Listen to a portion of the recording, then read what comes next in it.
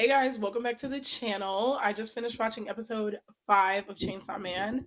If I look a little shiny, it's because I was doing my skincare routine while I was doing it. I'm not sweating, I'm not, nothing weird is going on over here. Just a little disclaimer, I am getting over a cold, so if my voice sounds more disgusting or like raspy than usual, that's why. And I also have the mic going and plugged up and charged, ready to go today. So if it's crispier than usual and you can really hear the fucking mucinex or whatever the fuck working in my throat, then that's why. Anyways, moving on. So this episode of Chainsaw Man was very, very good in my opinion. I fucking loved it, right? We got a little backstory. We got fucking, the continuation of Power and the Tit. This Denji ex Makima scene, I'm gonna start there. Let me fucking start there. Denji ex Makima.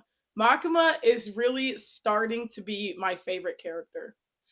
I don't know why this is. I don't know what this is saying about me because you can tell a lot about a person by who their favorite characters and shows are, right?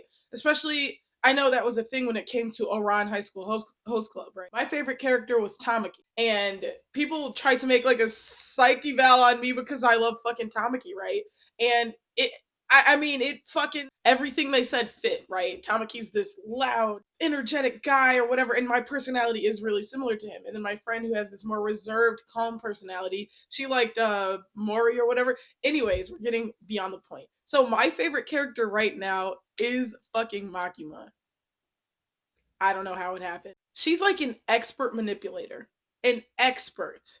Right? So Denji finally touches these boobs and he's like, why was that not everything I ever hoped for? Why was that not like this big moment? And what it reminds me of is the Disney movie Soul, Disney Pixar. I don't know if you guys have seen that, but remember when the main character was like, "Oh yay, I'm going to finally get to play with this famous jazz group." And then he plays after all he's been through this whole movie. He finally achieves his dream and he's like, "That's it?" You know what I'm saying? He was just fucking disappointed. And so it reminds me of that because it's like, okay, he he's had nothing his whole life, right? He's had no real steady anything besides, I guess, Pochita, right? Besides the little dingy shack he lived in. So he's never really had goals beyond eat today, get food, somehow make it, survive, right? He's never really had goals. So his first goal, of course, is this like stupid piece of shit rinky dink thing, right? Touch boobs. So after he gets it, he's like, okay, well, now what? And if you remember the last reaction I had, I was like, okay, now that Power has Meowie, what is her goal for fighting? Now that Denji has touched boobs, what is his goal for fighting, right? And so he just doesn't have one until he meets with Makima. Makima does not give a fuck about Denji, right? She does not give a fuck as long as the job gets done. She's like, all right. And now this could be a testament to how good she is at manipulating people, especially men, but it seems a little bit like she cares a little bit about Aki. She cares enough to notice things, right? She notices he's a little more lenient. She's noticed he's a little more flexible with his own rules and stuff. He's not as anal as he used to be, right? And so it's like, did she notice because she cares? Or did she notice because she's such a good manipulator? And to be able to manipulate people, you have to be able to pick up on little things like this, right? You have to have really good people skills to be able to get a specific person who works a specific way to do a specific thing that you want. And that is why I fucking love Makima. She is a fucking 10 head. She's so fucking smart because it's fucking hard work. So Denji goes in the office. He's doing paperwork. Oh, we killed the bat, whatever. She's like, yeah, this is annoying, right? Paperwork, ha. And he's like, yeah, this is a piece of shit. She's like, is there something wrong? And he's like, yeah, my whole, goal for fighting, I did it and it just didn't fulfill me. It wasn't how I thought it would be. It was bland. And now that it's over, what do I have now? And Malcolm was like, what the hell are you talking about? And he's like, boobs.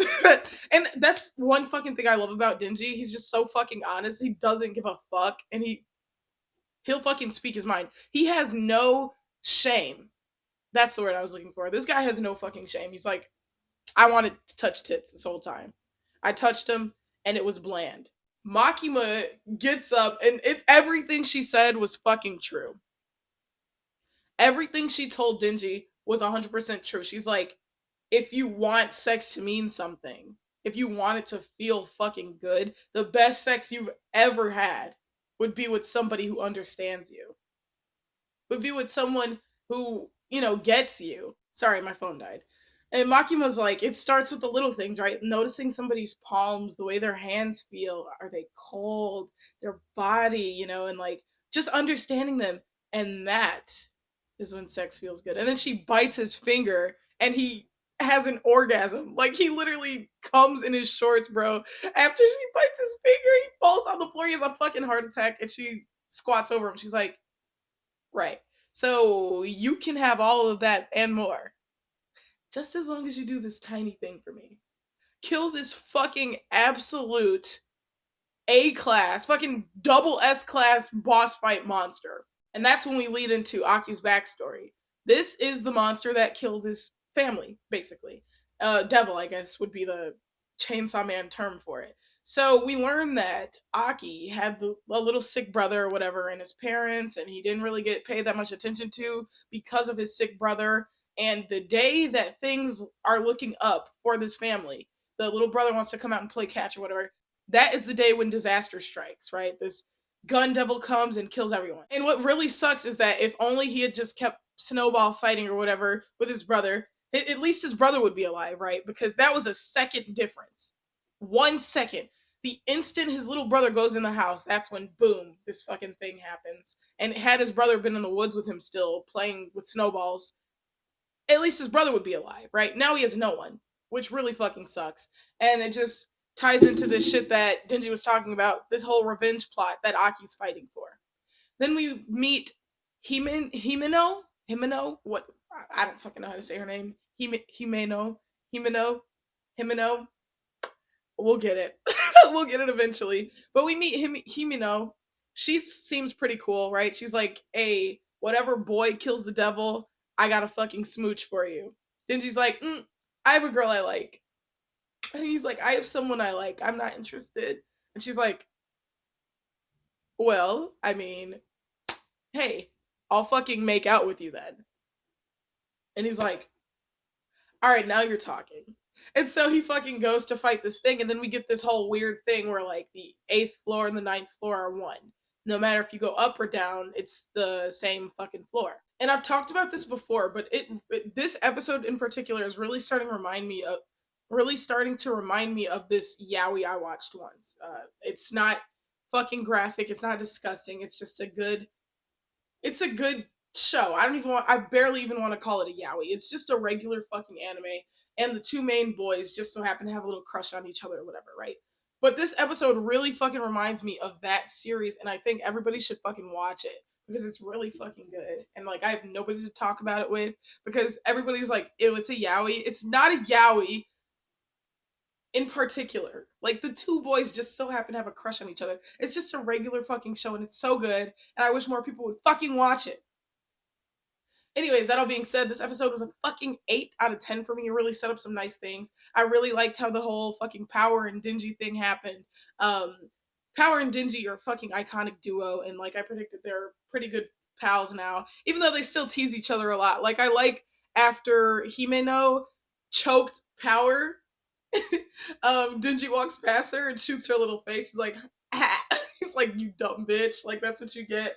I fucking love the dynamic. It's great because they're both fucking idiots. And when two idiots work together, like, magic happens. It's just so fucking entertaining to watch. I'm just curious to see how these new characters are gonna react and interact with the already established characters. Himeno, the girl with the clips. Something happens to that bitch.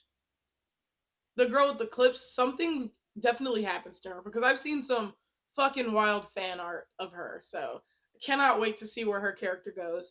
That all being said, I do want to bring up also Aki is going to die. I know he is. And it would subvert my expectations more if he did not. It would catch me more off guard if Aki did not die because they set it up. They set it up really well. And the payoff is, oh, remember back in episode 5 when Himeno was like, Aki, don't die on me. And now he's dying. Oh, so sad, right? What would subvert my expectations more is if she dies. That would go crazy. That would go fucking nuts. Because it's already set up well. Aki's gonna fucking die. That's already set the fuck up. Really nice. And it's always the like, um, the character with the hard heart who opens up to like our whimsical fun characters and he accepts them into their family, right? And you're just starting to get to love and know this originally bland, hard to open character with all these walls up, and you watch his walls come down throughout the series or throughout the movie. That's the character that always fucking dies. So already there was death flags on Aki, but now with this, don't die on me, Aki. He's gonna fucking die. I mean, hopefully not, because it's predictable at this point, so hopefully my expectations are subverted and this Himeno bitch dies. Even though she's cool, I love her. I say bitch lovingly.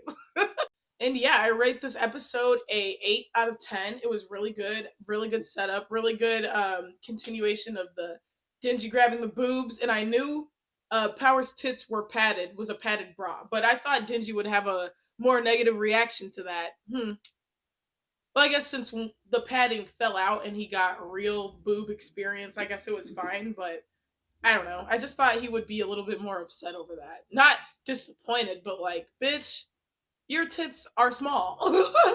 Something more like that. But nah, he was pretty chill about it. He was just like, this is not as grandiose as I was expecting. But now I guess he's fighting for fucking Makima. The possibility that he can fuck Makima. That is why he's fighting now. Even though right now, like, a more attainable goal for him right now would be that Himeno make out, French kiss, whatever, right? But his overall goal is now to fuck Makima, which is cool. Power's goal, I guess, is just to get blood, right? And because she has no option but to fight, well, I guess that goes for her and Denji. I guess that goes for everybody. They have like no option but to fight. But Power, I guess, just wants blood. She doesn't really need a real reason to fight, other than the fact that she has no real choice. I guess that's pretty much it for this video. I can't wait to see what kind of devil is warping time, warping fucking reality. Like, how is it that the floors in this motel is leading and starting and ending at the same spot? It's just all fucking crazy. And that's what reminds me of this yaoi that I hope I'm gonna put a screenshot of that you guys should totally fucking watch because it's good. And if you've watched any of my Jujutsu Kaisen reaction videos, I brought this show up before. It's really good. It's really good. Damn it. But yeah, I cannot wait to see where this goes, and I cannot wait to see the bonds of the characters get a little bit more close and whatnot. Anyways, by the time I make my next video, I will have been to Anime New York City, so I'm super stoked about that. Um, the way the whole Isayama thing is working, it's seeming not good, right? It's like really fucking competitive, but just know that I am giving my best shot to go to this fucking Isayama panel. Just know that I am trying, okay? But it might not fucking happen. But either way, I will be at Anime NYC. So I hope to see you guys there. If you guys are going, whatever. Blah, blah, blah. That's it for this video. Goodbye. Thank you. See you next week.